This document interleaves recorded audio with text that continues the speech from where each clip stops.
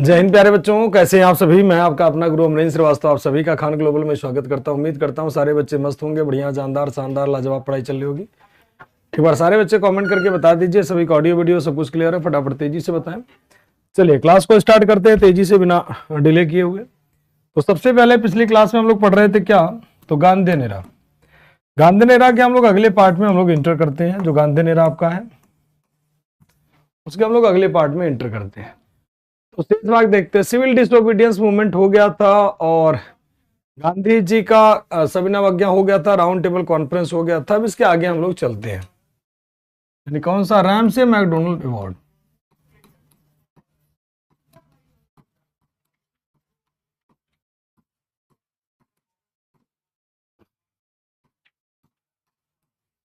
Ramsay McDonald award, इसी को कहते हैं कम्युनल अवार्ड।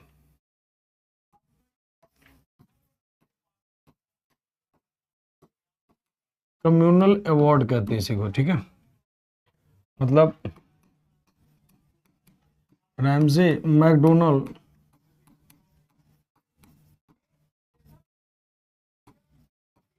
अवार्ड, या इसी को कहते हैं सांप्रदायिक पंचाट।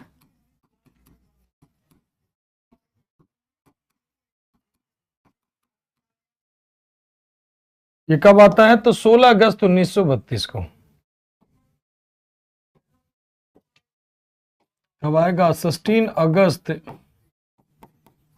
1932 को। ठीक है। इसका जो है चेयरमैन का पर्पज कौन सा होगा,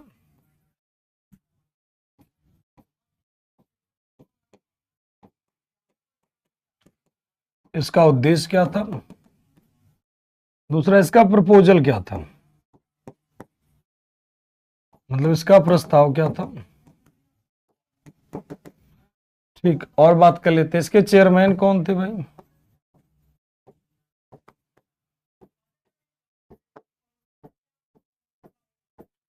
मतलब इसके अध्यक्ष कौन होंगे।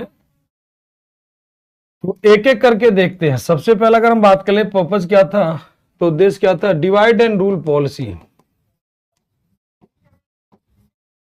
एंड रूल पॉलिसी, बांटो और राज करो की नीति। बांटो और राज करो की नीति, करो की नीति। बांटो और राज करो की नीति। ठीक, तो बांटो और राज करो की नीति हो जाता है, ध्यान रखिएगा। इसी को कहते हैं डिवाइड एंड रूल पॉलिसी। कौन सी पॉलिसी हो जाएगा, डिवाइड एंड रूल पॉलिसी। इसी को कहते हैं बांटो राज करो की नीति हो जाता है। प्रस्ताव इसमें क्या था कि दलित के लिए एक अलग इलेक्शन सेक्टर प्रोवाइड करना। ठीक है, separate election sector, separate election sector for Dalit. मतलब क्या, दलित के लिए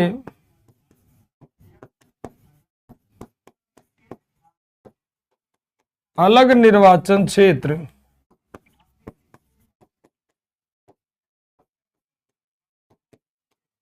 दलित के लिए अलग निर्वाचन क्षेत्र प्रदान करना। ठीक, इसका अध्यक्ष कौन था, रैमसे मैकडोनल्ड।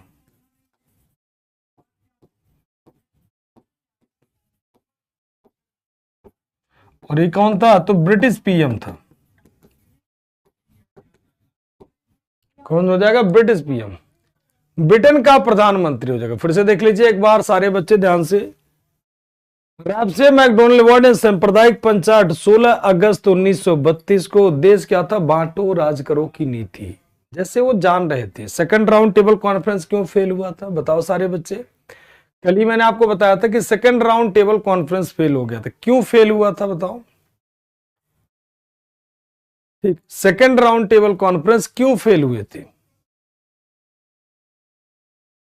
सभी बच्चे बताएं क्यों फेल हुए थे second round table conference. Answer आ गया होगा सभी बच्चों का, क्योंकि पूरा का पूरा कॉन्फ्रेंस क्या हो गया था, कम्युनल हो गया था। अपने अपने लिए डिमांड कर रहे थे। बहुत बढ़िया गोलू, आंसर आ गया। अंकित सांप्रदायिक हो गया था, अतुल सांप्रदायिक हो गया था, बहुत बढ़िया। योगेश, नेहा, विश्व, सभी का आंसर बहुत बढ़िया। कम्युनल हो गया था, कम्युनल हो गया था, कम्युनल, बहुत बढ़िया। तो पूरा का पूरा कम्युनल हो गया था। और क्यों भाई? सभी लोग अपना अपना डिमांड कर रहे थे। तो ब्रिटेन का प्रधानमंत्री बड़ा ही बुद्धिमान था। उसने कहा देखो भाई 1909 के अधिनियम में, जो पॉलिटी में पढ़ाए होंगे सर, आपको ज्ञान सर, कि उसमें दलित के लिए, मतलब मुस्लिम के लिए एक अलग इलेक्शन सेक्टर दिया गया। तो ठीक उसी तरह से दलित के लिए अलग इलेक्शन सेक्टर, मतलब भारत को 3 हिस्से में तोड़ने वाली बात। पहले वो हिंदू मुस्लिम बांट ही चुके थे, हिंदू और मुस्लिम कर ही चुके थे। अब वो एक और ला रहे थे हिंदुओं में, और कह रहे थे क्या? दलित। ठीक, सिख भी आ चुके थे, पहले 1919 में सिख भी ले आए थे। चाह रहे थे भारत में पूरी तरह से खत्म हो जाए और हिंदू अल्पसंख्यक हो जाएंगे तो मामला बिल्कुल बन जाएगा। तो इसी को कहा गया डिवाइड एंड रूल पॉलिसी, कि न्यूटन का तीसरा। मतलब क्या होता था, जैसे खूबसूरत शहर का नाम सुना, जिला गाजियाबाद। ठीक, मान लीजिए गाजियाबाद की सीट रिजर्व कर दी गई, किसको? दलित के लिए। और यहां पर वोटिंग का मतलब, यहां पर कोई भी पर्सन खड़ा होगा किसी सीट के लिए इलेक्शन के दौरान, मतलब जैसे आज के विधायक होते हैं, सांसद होते हैं ना, तो उसी तरह से कोई खड़ा हो गया तो दलित कम्युनिटी का खड़ा व्यक्ति खड़ा होगा, और वोटिंग का अधिकार भी किसे मिलेगा? तो दलित को ही। मतलब वोट भी दलित देगा, बाकी कम्युनिटी के लोग नहीं देंगे। और इसी को भारत को डिवाइड एंड रूल पॉलिसी कहा गया, कि जाति धर्म के आधार पर क्षेत्र को डिवाइड करके तोड़ने वाली बात। गांधी ने कहा कि आप दलित के लिए सीट ला रहे हो, ठीक है, लेकिन ये वोटिंग का अधिकार सभी को नहीं, वोटिंग का अधिकार सभी को समान होना चाहिए। गांधी जी इसके खिलाफ पुणे के अरवदा जेल में आमरण अनशन शुरू कर देते हैं। इसी के खिलाफ गांधी जी करते हैं क्या? आमरण अनशन। गांधी जी द्वारा आमरण अनशन की शुरुआत, आमरण अनशन की शुरुआत कहां पर? पूना जेल में। कहां पर? पूना जेल में। आमरण अनशन की शुरुआत कहां पर? पूना जेल में। गांधी जी आमरण अनशन की शुरुआत करते हैं कहां पर? पूना जेल में। परिणाम स्वरूप एक पैक्ट साइन होता है, जिसे कहा जाता है कौन सा पैक्ट? तो कहते हैं पूना पैक्ट। कौन सा पैक्ट हो जाएगा? पूना पैक्ट।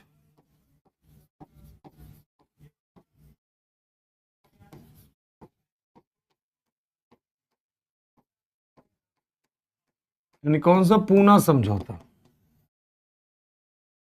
पूना समझौता कब होगा? 24 सितंबर 1932 को। किसके किसके बीच? तो between Gandhi ji and Bhimrao Ambedkar and doctor B.R. Ambedkar.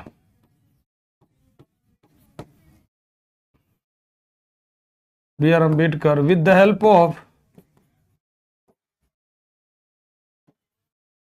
of Madan Mohan Malviya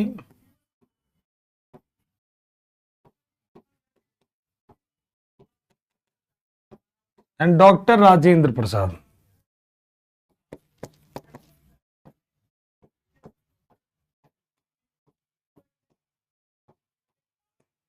ठीक, यह समझौता किसके किसके बीच हुआ? हाँ, गांधी जी, ध्यान रखिएगा, यह समझौता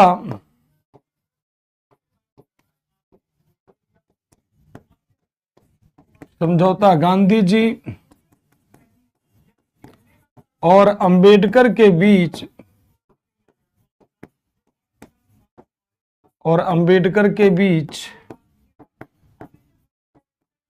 मदन मोहन मालवीय के बीच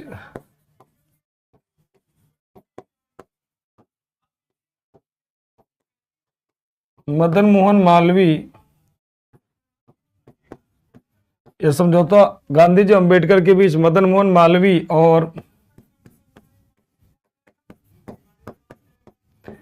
डॉक्टर राजेंद्र प्रसाद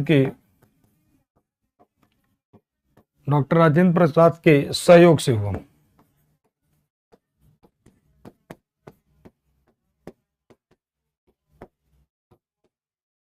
ठीक, डॉक्टर राजेंद्र प्रसाद के सहयोग से हुआ। ठीक है, ये समझौता मदन मोहन मालवीय डॉक्टर राजेंद्र प्रसाद के सहयोग से क्या हुआ भाई? इसमें बातें क्या तय हुई? इसमें हुआ कि दलित की सीटें बढ़ा दी जाएंगी। इसमें क्या समझौता हुआ, तो ध्यान समझिएगा, दलित वर्ग की सीटें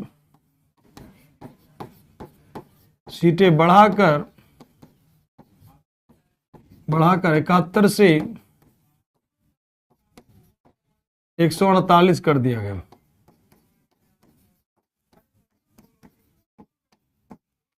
दलित वर्ग की सीटें बढ़ा करके 71 से कितना 148 कर दिया गया। ठीक, और क्या हुआ, दलित वर्ग की मतलब इसी कह लीजिए आरक्षण व्यवस्था की शुरुआत हो गई।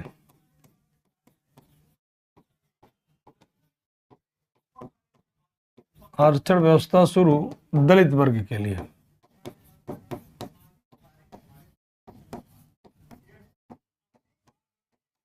ठीक, चलिए एक बार पॉइंट फिर से आ जाते हैं, ध्यान रखिएगा।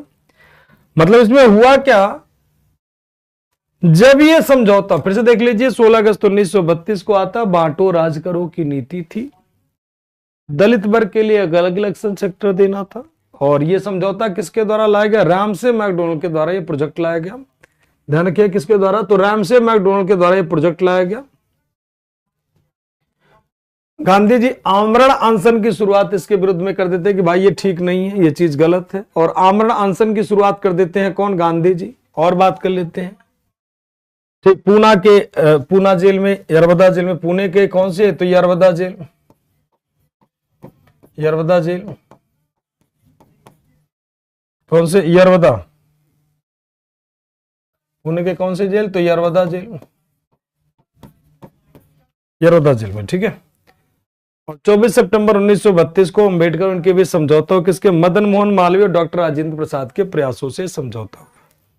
समझौते में कहा गया जो दलित वर्ग के लिए आपने 71 सीटें रिजर्व की हैं, इसको बढ़ा करके कितना कर दिया गया, 148 कर दिया गया, और एक आरक्षण व्यवस्था की इसमें शुरुआत होती। मतलब आप यहां पर गाजियाबाद जो अभी एग्जांपल ले रहे थे हम, यहां की सीटें आप 71 की जगह कर लीजिए 148, लेकिन जो वोटिंग का राइट होगा वो सभी को जनरल मिलेगा, जैसे आज के टाइम में होता है कि वोट सभी दे सकता है, केवल एक वर्ग नहीं।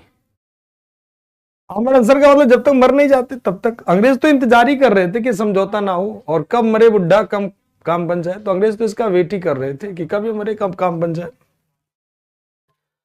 अब आते हैं अगले पॉइंट की तरफ हम लोग। एक सेशन बीच में बच रहा, त्रिपुरी सेशन ऑफ कांग्रेस, सभी का क्लियर है। अंबेडकर जी ने बहुत बड़ा परिचय दिया, अगर अंबेडकर जी समझौता नहीं करते बेटा, तो आज भारत का तीसरा हिस्सा तय था, क्योंकि हमारे समाज में दलित वर्ग की संख्या बहुत बड़े पैमाने पर थी। अंबेडकर जी का बहुत बढ़िया काम था, अगर अंबेडकर जी ये नहीं करते, हंगर स्ट्राइक अलग होता है, अंबेडकर जी अगर ऐसा नहीं करते तो शायद देश के तीसरे हिस्से होने तय थे।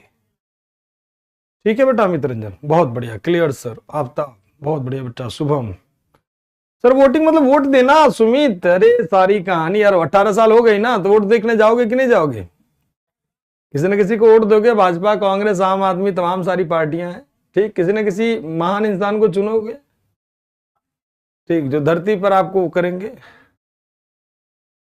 क्रैश कोर्स में, अरे सब पढ़ाएंगे, डोंट वरी यार, टेंशन कहां लेते हो, अभी जिस कोर्स में पढ़ रहे हो पहले से खत्म तो हो दो। अब आते हैं त्रिपुरी सेशन ऑफ कांग्रेस, यानी क्या, कांग्रेस का त्रिपुरी अधिवेशन।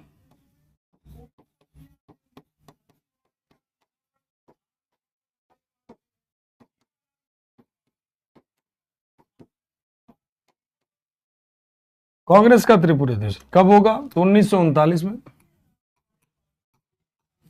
किसके किसके बीच, तो election between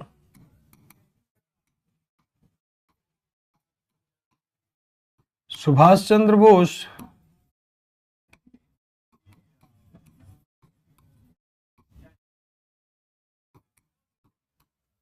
election between Subhash Chandra Bose and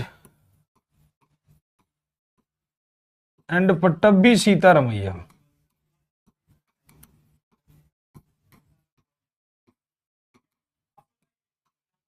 Pattabhi Sitaramayya,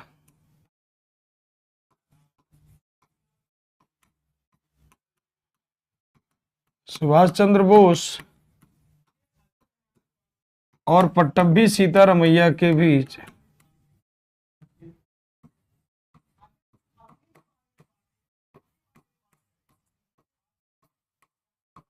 Ramaiah के बीच चुनाव,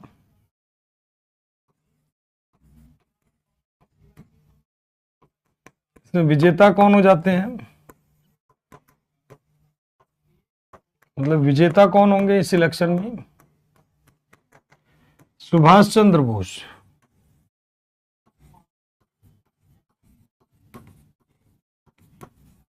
कौन विजेता हुए भाई? सुभाष चंद्र बोस, ध्यान रखिएगा। अब यहां पर अगर हम बात कर लेते हैं पट्टभी सीतारमैया कौन थे?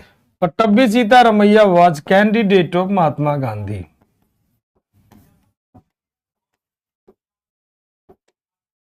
कैंडिडेट ऑफ महात्मा गांधी, ठीक है।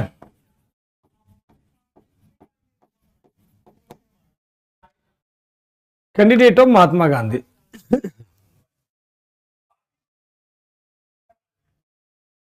चलिए अब यहां पर ध्यान दो, देखो ध्यान से, दो लोगों के बीच इलेक्शन था, पट्टभी सीतारमैया और सुभाष चंद्र बोस के बीच, ठीक है। पट्टभी सीतारमैया को गांधी जी ने सपोर्ट किया और सभी लोग चाह रहे थे त्रिपुरी सेशन के अध्यक्ष बने कौन? सुभाष चंद्र बोस। दोनों लोगों में चुनाव हुआ, गांधी जी ने पट्टभी सीतारमैया को अपना कैंडिडेट बताया और हुआ दोनों के बीच चुनाव, तो पट्टभी सीतारमैया हार गए। तो पट्टभी सीतारमैया की हार गांधी जी ने व्यक्तिगत रूप से उसे ले लिया कि भाई ये तो मेरी हार है, मेरे विचारों की हार, तो मैं कांग्रेस में रह के क्या ही करूंगा। सुभाष चंद्र बोस जी कहते नहीं नहीं भाई, आप कांग्रेस में रहिए, कांग्रेस में मेरी जरूरत नहीं है, आई थिंक सो, ठीक। जैसे आप गांव में किसी प्रधान का सपोर्ट करते हो और अगर वो प्रधान हार गया, अगर वो प्रधान गांव का हार गया, तो कहते हो कि भाई मेरी भी हार होगी, गली में छुपे हुए नजर आते हो। और अगर वो जीत गया तो देखो गुलाल उड़ाते हुए नजर आते हो, ठीक, तेरे नाम की तरह घूमते हो। कहने का मतलब जब किसी की हार होती है तो उसके साथ सब हारते। जैसे मान लीजिए भारत और जो है ऑस्ट्रेलिया मैच चल रहा है, या भारत पाकिस्तान की मैच चलती है, तो मैच ही नहीं हारता, हम लोग भी हार जाते हैं और गुस्सा खूब आता है। जैसे वर्ल्ड कप वाला याद करके दिल दुख जाता है, वो वाली सीन। कहीं भारत का हार हम लोग हारते हुए नहीं देखना चाहते अपने आप को, ठीक। तो कहीं ना कहीं पट्टभी सीतारमैया की हार मतलब मेरी हार। तो परिणाम स्वरूप सुभाष चंद्र बोस जी ने कहा कि नहीं आप मत छोड़िए, मैं छोड़ देता हूं। तो सुभाष चंद्र बोस ने छोड़ दिया और ये बड़ा पॉपुलर रहा और इसका फाइनल प्रेसिडेंट किसे बना दिया गया? फाइनल प्रेसिडेंट किसे बना दिया गया?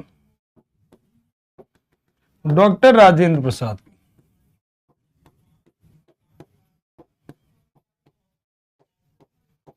फाइनल प्रेसिडेंट किसे बना दिया गया?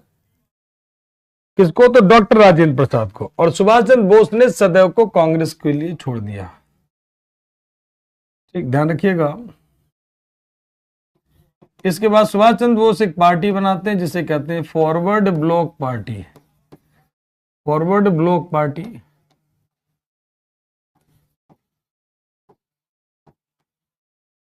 ठीक, क्या बनाते हैं? Forward bloc party. यहां पर सी लिखना, के मत लिखना, क्योंकि ये पार्टी का नाम है, तो ध्यान रखना, सी लिखना, के मत लिखना, इसे ब्लॉक मत लिखना, ठीक, क्योंकि के यहां पर नहीं माना जाता है, ये पार्टी का नाम है। Forward bloc party founded by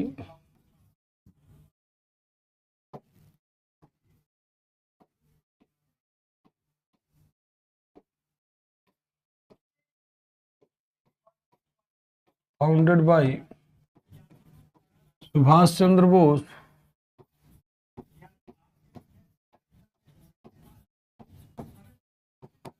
Subhash Chandra Bose. कब? In 1939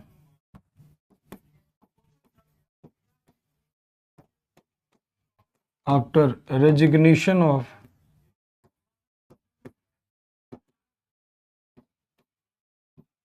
after resign of Indian National Congress या after left of Indian National Congress, कुछ भी कर दीजिए, मतलब फॉरवर्ड ब्लॉक पार्टी की स्थापना किसने की थी? सुभाष चंद्र बोस ने। क्यों? तो आफ्टर द रेजिग्नेशन ऑफ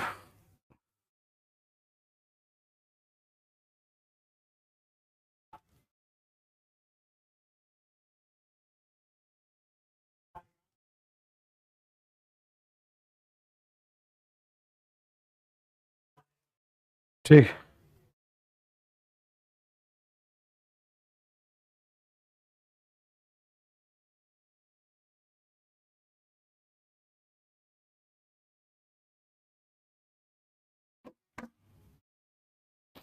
तो in 1939 after resignation of Congress,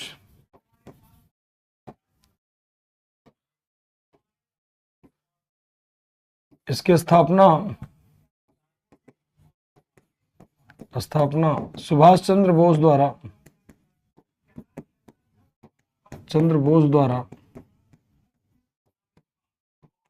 Bose द्वारा 1939 में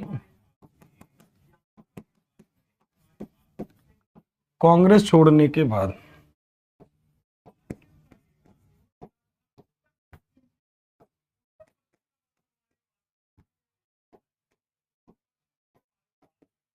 तो कांग्रेस छोड़ने के बाद 1939 में इन्होंने तो स्थापना सुभाष चंद्र बोस द्वारा 1939 में कांग्रेस छोड़ने के बाद किया। ठीक है। तो कांग्रेस छोड़ करके सुभाष चंद्र, उसके बाद कभी भी सुभाष चंद्र बोस कांग्रेस के मेंबर नहीं रहे। ठीक। हाँ, आजाद हिंद फौज ही बनेगी, डोंट वरी यार। तो सुभाष चंद्र बोस ने कौन सी पार्टी बना दी? तो ध्यान रखिएगा, फॉरवर्ड ब्लॉक पार्टी बना दी। किसने? सुभाष चंद्र बोस जी ने।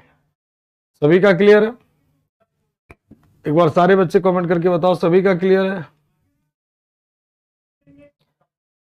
सभी का क्लियर है? चलिए, yes sir, yes sir, yes sir, yes sir, yes sir. Nikhil ji का बहुत बढ़िया, करण जी का, केजीएस जी का, कुंती जी का। ठीक, clear sir, clear sir. Karandeep ji का, अखिल जी का, राणा वासुदेव, श्रीकांत, देवेश, आफ्ताब, विशाल, विष्णु, मोहम्मद नईम, नवीन लोधी, मोहम्मद, सभी का क्लियर। बहुत बढ़िया, अति उत्तम। ठीक, चलिए, यहाँ कहाँ बीजेपी उजेपी आएगी यार? यहाँ बीजेपी उजेपी का कहाँ आगमन होगा? चलिए गुप्ता जी, ध्यान से पढ़ा करो। चलिए आते हैं अगले पॉइंट की तरफ। बात कर लेते हैं सेकेंड वर्ल्ड वॉर। बस ये नाम मात्र का आपका परिचय कराएंगे सेकेंड वर्ल्ड वॉर से, क्योंकि पूरी भूमिका बनानी है बस ये इसी कारण से। द्वितीय विश्व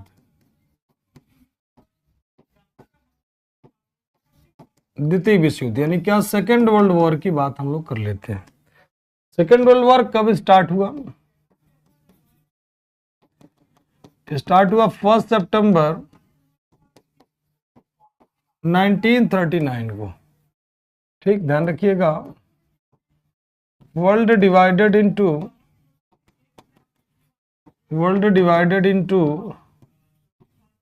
to group. World divided into two group. पहला group one Germany plus Japan plus Italy. Germany, Japan, Italy. चलो,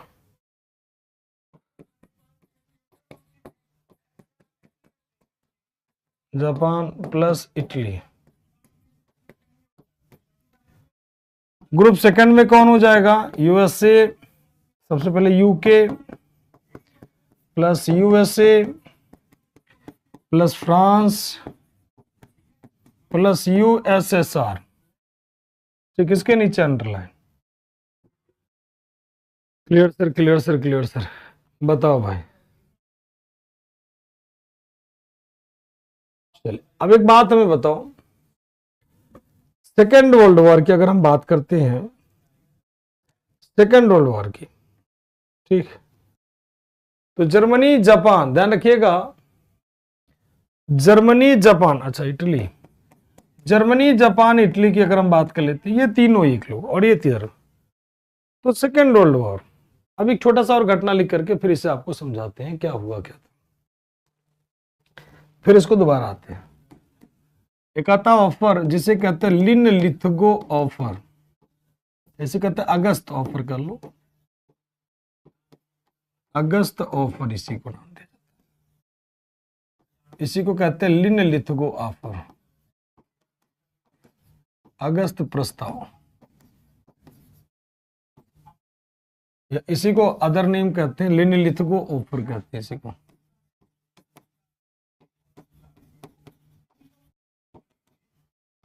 इसमें वायसराय कौन था, इसका पर्पज क्या था,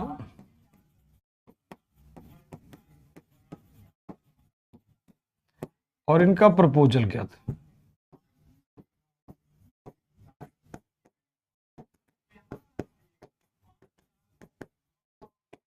चलो इसमें एक एक करके देखते हैं।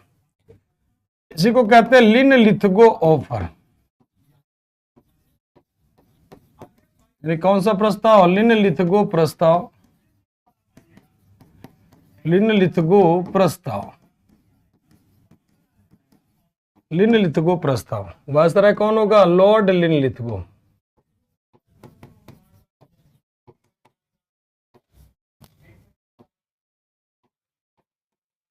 कौन हो जाएगा, लॉर्ड लिन Lithgow.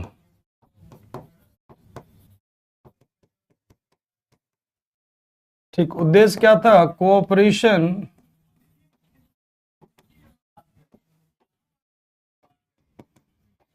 During second world war,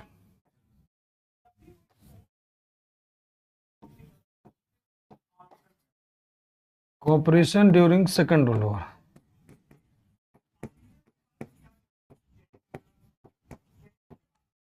द्वितीय विश्व युद्ध में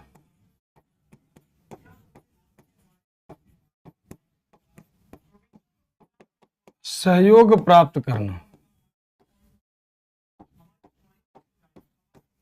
द्वितीय विश्व युद्ध में सहयोग प्राप्त करना।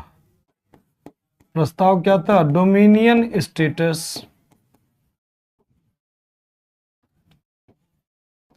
After Second world war. चलो ठीक, हाँ, मित्र राष्ट्र, ध्रुवी राष्ट्र, बिल्कुल बिल्कुल बिल्कुल बिल्कुल बिल्कुल। Dominion status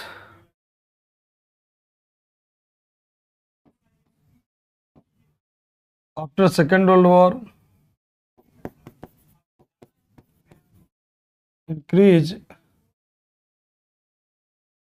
increase the Indian member, increase of the Indian members in Viceroy Council। मतलब भारतीय सदस्यों की संख्या में क्या कर दिया जाएगा, increase of Indian members in viceroy council. देखते हैं इसको,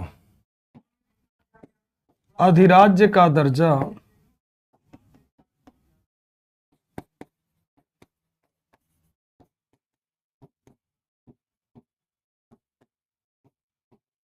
द्वितीय विश्व युद्ध के बाद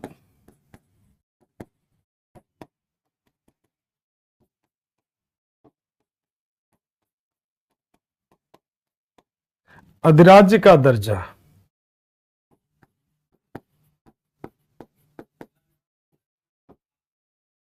वायसराय के परिषद में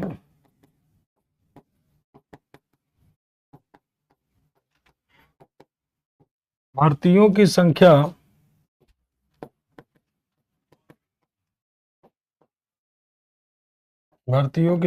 बढ़ा दिया जाएगा।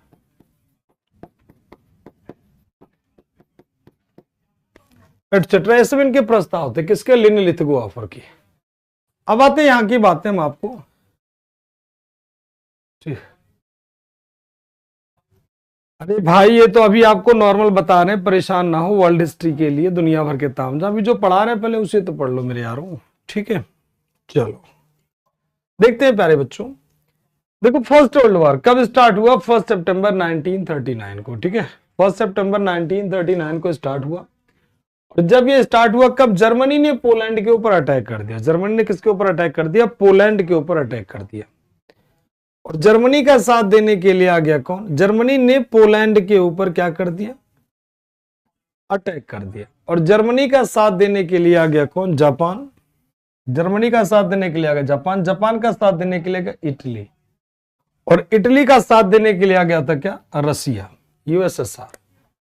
और इधर ब्रिटेन का साथ दे रहा था कौन, यूएसए। और यूएसए का साथ दे रहा था कौन, फ्रांस।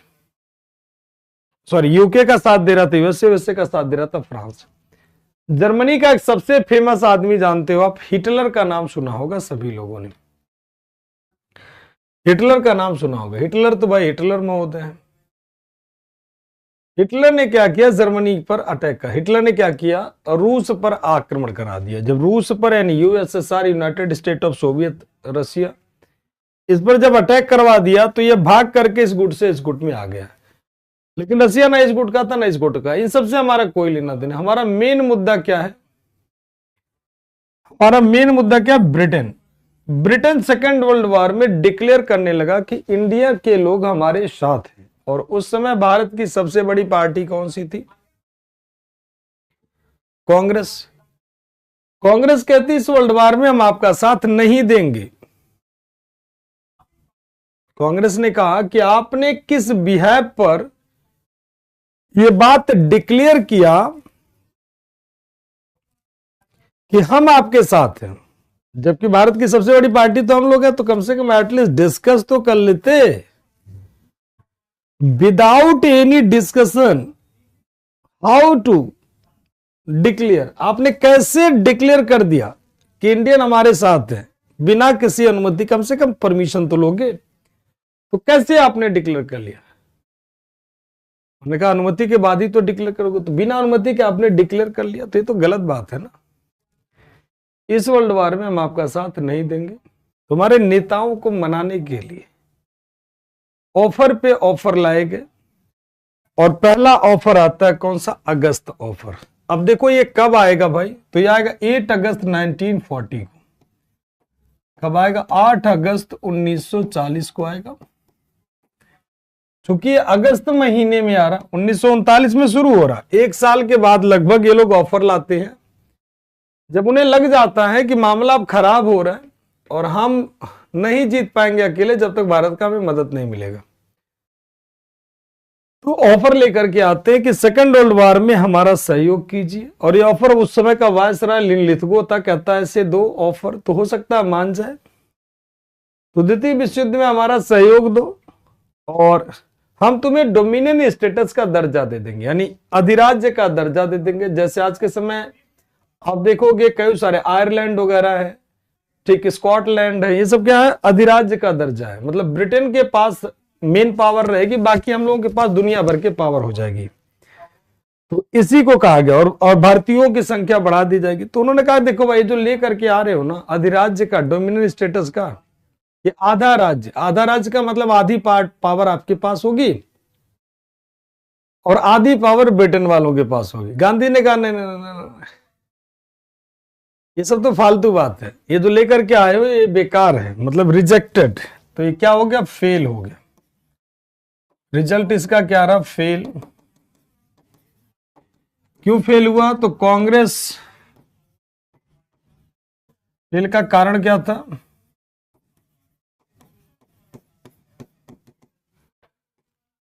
कांग्रेस ने इसे अस्वीकार कर दिया। कांग्रेस ने इसे अस्वीकार किया कि भाई ये फालतू है, प्रथम विश्व युद्ध में हमने साथ दिया था, आपने हम लोगों को बेवकूफ बनाया था और अब तो मतलब ही नहीं बनता डोमिनियन स्टेटस का। तो पहला क्या हो गया, फेल हो गया। सभी का क्लियर है। अब अभी भी ब्रिटेन डिक्लेयर कर रहा है कि इंडियन हमारे साथ, हम लोग कह रहे हैं हम आपका साथ नहीं दे रहे। तो गांधी जी ने कहा उसके इस कैरेक्टर के अगेंस्ट अकेले अकेले सत्याग्रह कीजिए, और वही कहलाता है कौन सा, इंडिविजुअल सत्याग्रह। यानी कौन सा, इंडिविजुअल सत्याग्रह।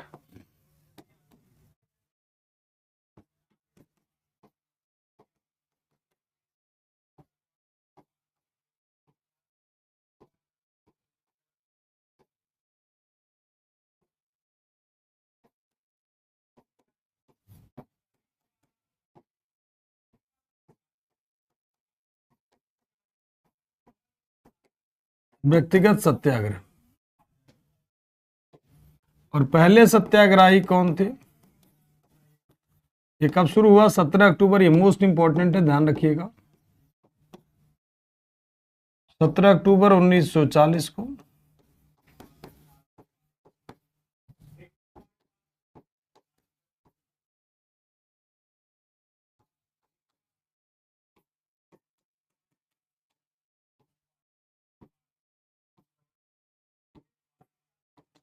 फर्स्ट सत्याग्रही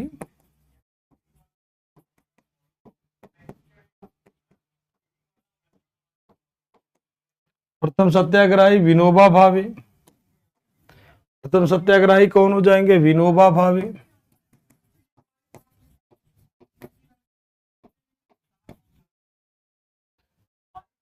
बहुत बढ़िया, clear sir, clear sir, clear sir. Regulating act आपको पॉलिटी में मिलेगा पढ़ने के लिए, ठीक है भैया। विनोबा भावे, ठीक है बेटा, विनोबा भावे। सेकंड सत्याग्रही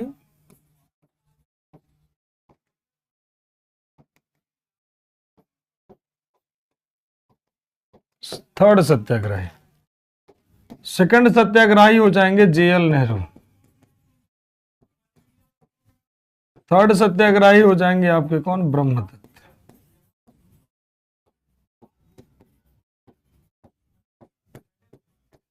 ब्रह्मदत्त।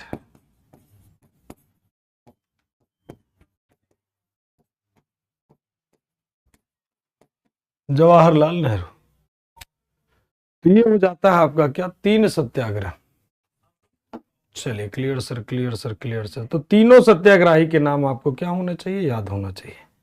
अब इससे भी कोई परिवर्तन नहीं हुआ, लेकिन एक चीज मैसेज जरूर हम लोग देने में सक्सेसफुल हुए।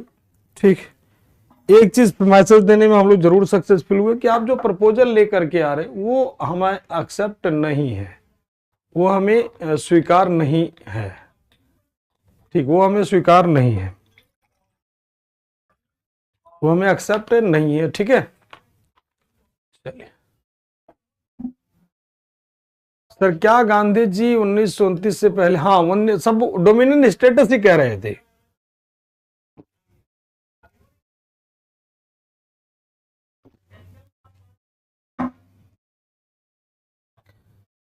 पहले डोमिनियन स्टेटस की ही मांग कर रहे थे, लेकिन जब वो नहीं मिला तो फिर क्या ही किया जाए, फिर विद्रोह होना तो लाजमी था। अब आपका अगला मोस्ट इंपॉर्टेंट मिशन, जिसे कहते हैं हम लोग क्रिप्स मिशन, जो कि आप पॉलिटी में भी पढ़ते हो और हिस्ट्री में भी पढ़ते हो।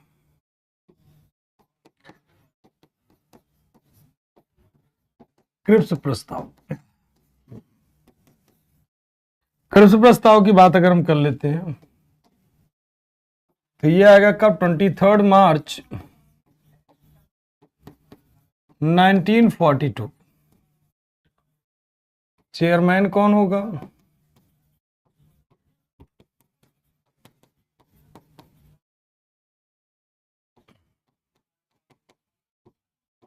Sir Stafford Cripps. कौन होगा?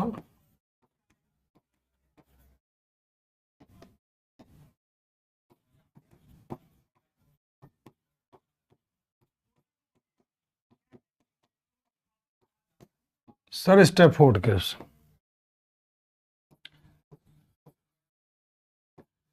इनका पर्पज क्या था?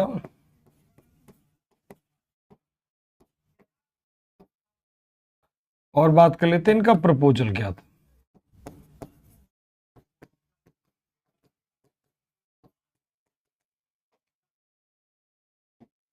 इनका प्रपोजल वही था, कोऑपरेशन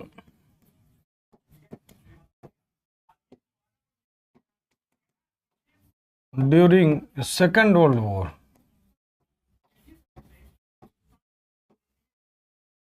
द्वितीय विश्व युद्ध में सहयोग प्राप्त करना।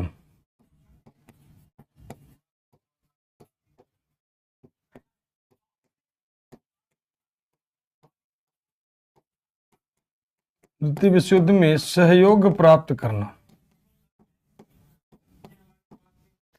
ठीक, इनका प्रपोजल क्या था? डोमिनियन स्टेटस, बिल्कुल वही वाला। After Second world war,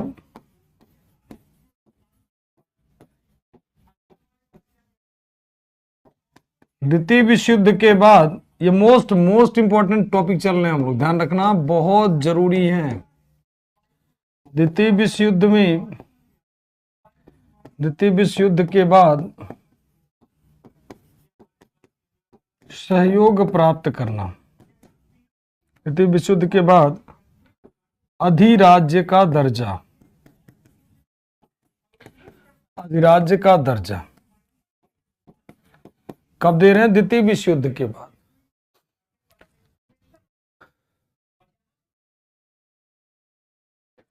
India USA का साथ क्यों दे सकता है? क्योंकि उसके पास वेपन था, कोई दिक्कत वाली बात नहीं था। 3 मेंबर इसमें नहीं होंगे बेटा, 3 मेंबर होंगे आपके किसमें? कैबिनेट मिशन में, ठीक है।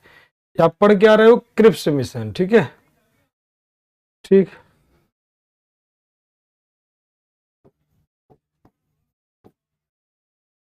फॉर्मेशन ऑफ यानी organization of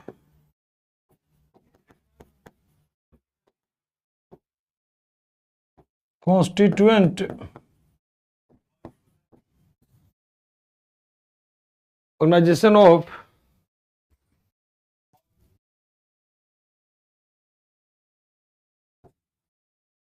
organisation of council for constitution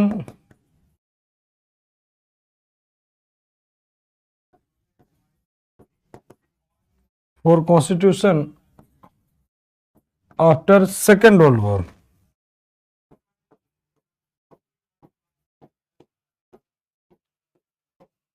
ठीक।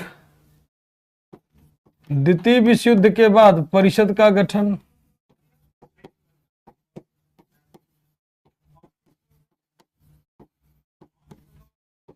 द्वितीय विश्व युद्ध के बाद,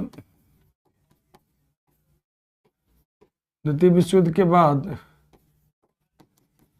संविधान के लिए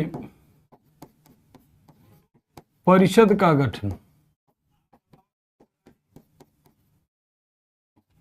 संविधान का निर्माण भी कर सकते हो, संविधान का निर्माण ऐसे कर सकते हो। संविधान का निर्माण के लिए परिषद का गठन किया जाएगा, ठीक है, ठीक। युद्ध के दौरान क्या किया जाएगा? ध्यान रखिएगा, युद्ध के दौरान वायसराय के परिषद को, वायसराय के परिषद को पुनर्गठित किया जाएगा, पुनर्गठित किया जाएगा, ठीक। जो युद्ध के दौरान होगा कि वायसराय के परिषद को क्या किया जाएगा? रीअरेंज किया जाएगा, ठीक। ध्यान रखिएगा, वायसराय के परिषद को क्या किया जाएगा? पुनर्गठित किया जाएगा, एटसेट्रा कर लीजिए। गांधी जी ने इसे, गांधी जी ने इसे उत्तर दिनांकित चेक कहा, उत्तर दिनांकित चेक यानी क्या? Post dated cheque.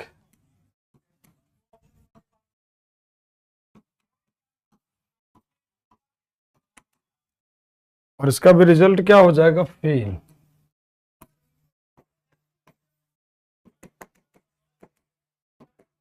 फेल, ठीक। फेल का कारण कांग्रेस स्वीकार नहीं करे। चलो अब इसको समझो। अभी भी भारत वाले विरोध कर रहे हैं। परिषद बोले तो संविधान निर्माण करने वाली की काउंसिल जो होती है, काउंसिल, काउंसिल जिसे कहते हैं परिषद कहते हैं, काउंसिल, ठीक। Organization of council for constitution after Second world War, constitution के फॉर्मेशन के लिए संविधान निर्माण की बात आ गई। इन्होंने कहा कि आप सपोर्ट करें, जैसे मान लीजिए अंग्रेजों का भारत में मतलब वैसे कर लीजिए भारत, बहुत सारे हितैषी लोग ऐसे थे जो अंग्रेज थे, मतलब अंग्रेजी में थे, मतलब ब्रिटेन में थे, भारत के बहुत सारे लोग ऐसे थे, ठीक। भारत के बहुत सारे ऐसे लोग थे, बहुत सारे ऐसे लोग थे ठीक, बहुत सारे ऐसे लोग थे जो कि अंग्रेजों के हित की बात करते, अंग्रेजों के फेवर में बातें करते हैं। ठीक है, अंग्रेजों के किस में बातें करते, फेवर में बातें करते। उसी में से एक थे कौन, स्टैफोर्ड क्रिप्स। कौन थे, स्टैफोर्ड क्रिप्स। जब भी कोई मुद्दा भारत में होता गड़बड़, जब भी कोई मुद्दा होता, कोई भी इशू आता, कोई भी इश्यू आता, कोई भी घटना आती, भारत के लिए, भारत के फेवर में बोलने वाले अंग्रेजों मतलब थे, अंग्रेज जो ब्रिटेन में थे वो थे स्टैफोर्ड क्रिप्स। मतलब भारत के साथ कुछ भी गलत होता तो स्टैफोर्ड क्रिप्स कहते ये इंडिया वालों के साथ गलत हो रहा है, ये इंडिया वालों के साथ गलत हो रहा। तो ब्रिटेन ने के जो लोग थे, मैंने ब्रिटेन के सम्राट ने कहा कि तुम बहुत इंडिया इंडिया करते, काम करो तुम ही जाओ इंडिया वालों को मनाओ कि सेकेंड वर्ल्ड वॉर में हमारी मदद करे। स्टैफोर्ड क्रिप्स को भेजा गया। अभी आते हैं, कहते देखो भाई सेकंड वर्ल्ड वॉर में सहयोग प्राप्त कीजिए, दीजिए, और द्वितीय विश्व युद्ध में आपको अधिराज्य का दर्जा मिल जाएगा युद्ध के बाद, और संविधान आपका खुद निर्माण कर लेंगे, भारत के जो प्रांत शामिल होना चाहते वो रहे, नहीं होना चाहते अलग। मतलब दुनिया भर के प्रपोजल लेकर के आते कौन, स्टैफोर्ड क्रिप्स। गांधी जी ने कहा श्रीमान आपका प्रस्ताव बहुत बढ़िया है, इसमें कोई क्वेश्चन मार्क नहीं, लेकिन जो ले करके आए हो ना इसका डेट निकल चुका है। मतलब क्या हो गया, पोस्ट डेटेड हो चुका है, मतलब ये अब वैल्यू इसका ज्यादा नहीं है और इसका फेल हो चुका है। ये डिमांड हम कर रहे थे आपसे 1920 में, ये डिमांड कर रहे थे 1930 में, अब ईयर कितना हो गया 1942। तो अब ये चीज हमें एक्सेप्ट नहीं होगा। अब आप एक काम करिए, भारत छोड़िए, बहुत हो गया ड्रामेबाजी, अब इंडिया छोड़िए। तो फिर आ जाता क्विट इंडिया मूवमेंट, मतलब भारत छोड़ो आंदोलन, यानी अंग्रेजों भारत छोड़ो आंदोलन स्टार्ट हो जाता है। क्विट इंडिया मूवमेंट का स्टार्टिंग मानी जाती है, और पूरी तरह से ये भी क्या हो जाता है, फेल हो जाता है। तो ये था आपका कौन सा मिशन, क्रिप्स मिशन। ठीक है, सभी का क्लियर है, एक बार बता दीजिए।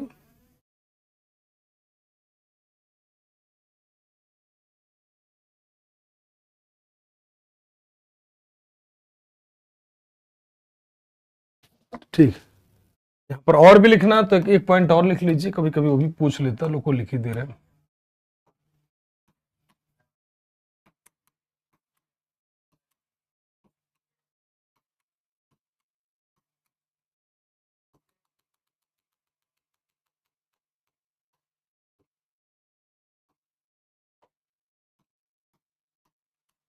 नए संविधान को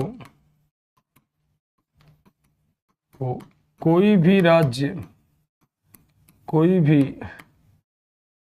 भी ब्रिटिश प्रांत या रियासत स्वीकार करे या ना करे, वह इसके लिए स्वतंत्र होगी।